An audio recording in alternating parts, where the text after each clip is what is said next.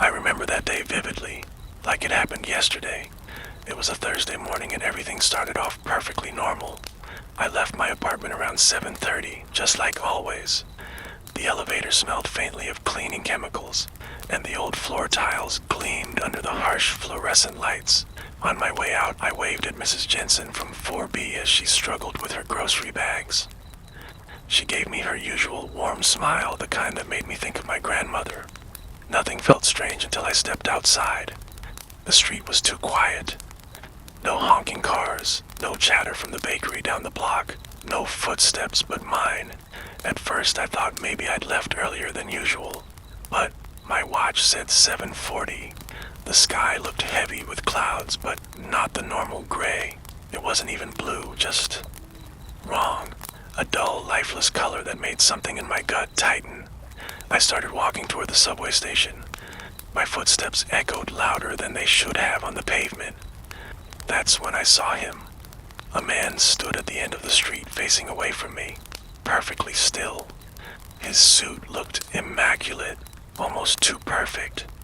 At first I thought he might be waiting for someone, but something about the way he didn't move, didn't even shift his weight or scratch his neck, made my skin prickle.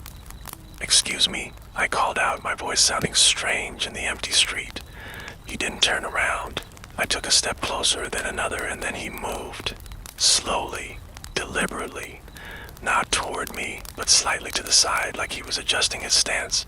That was when I saw his face. There was nothing there, not a blur, not a mask, just smooth skin where eyes, a nose, and a mouth should have been.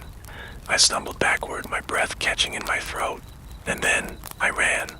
I don't remember how long I ran or where.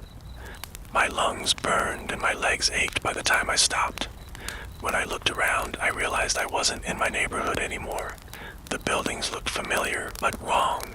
Windows without glass, doors that opened into brick walls, and then I heard it.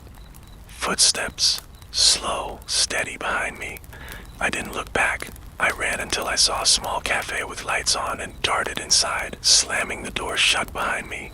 There were people there, thank God, real people. They looked up at me like I was insane, and maybe I was. But when I turned to point out the street behind me, it was gone. Not just the man, everything. The street, the buildings, the gray sky, all gone. Through the cafe windows, I saw only a normal sunny morning. People laughing, cars honking, like nothing had happened. For days after that, I tried to convince myself it was stress, too much work, too little sleep. But then I saw her. A woman standing by the subway entrance staring at me. Her face was there, but it wasn't right. Too still, too blank, like someone pretending to be human and failing. No blinking, no phone in her hand, no movement at all. When I turned down another street, she vanished. After that, I started seeing them everywhere, on the train, at the grocery store, people who didn't move right. Too still. And sometimes if I stared long enough, they glitched. A twitch in the neck, a stutter in their step, like a video buffering. I started searching online late at night. Faceless people, people who glitch. Most of it was nonsense, crazy conspiracy theories and urban legends. But then I found a single post in an old thread, no username, no replies. "If you see them, don't run. They hate when you run." That was it. I didn't sleep that night. The next evening, my phone buzzed. Unknown number. Stop looking. I froze, staring at the screen. Before I could respond, another text came in. "You're making them notice you." My hands shook, my heart hammered. And then came a third text, "Check your hallway." 3 slow knocks on my door followed. I grabbed a kitchen knife and crept toward the peephole. Nothing. But when I looked down, I saw it, a shadow under the door, too long to belong to any normal person. And it wasn't moving. I stood there for what felt like hours before it slid away, slowly, like liquid draining away. I yanked the door open. The hallway was empty. Then the lights went out. Not just in my apartment, the whole building plunged into black.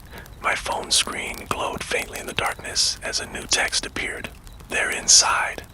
I turned toward the living room and froze. The man from the street was standing in the corner, faceless, silent.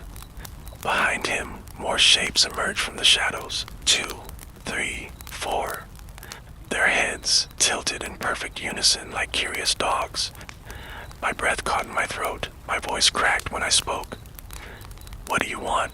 They didn't answer. They moved, not walking, sliding soundless across the floor. The air thickened, pressing down on me like invisible hands. My ears rang, my vision blurred. I ran for the door, yanked it open, and stopped. There was no hallway, no stairs, just darkness stretching in every direction like the world had been erased.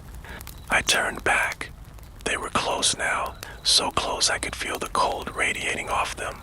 One reached out a pale, boneless hand and touched my face, and everything collapsed. When I opened my eyes, I was standing on the street. Morning light, people everywhere. The world looked normal again. For a moment, I thought it was over, just a dream. Then I caught my reflection in a shop window. It wasn't my face staring back. It was smooth,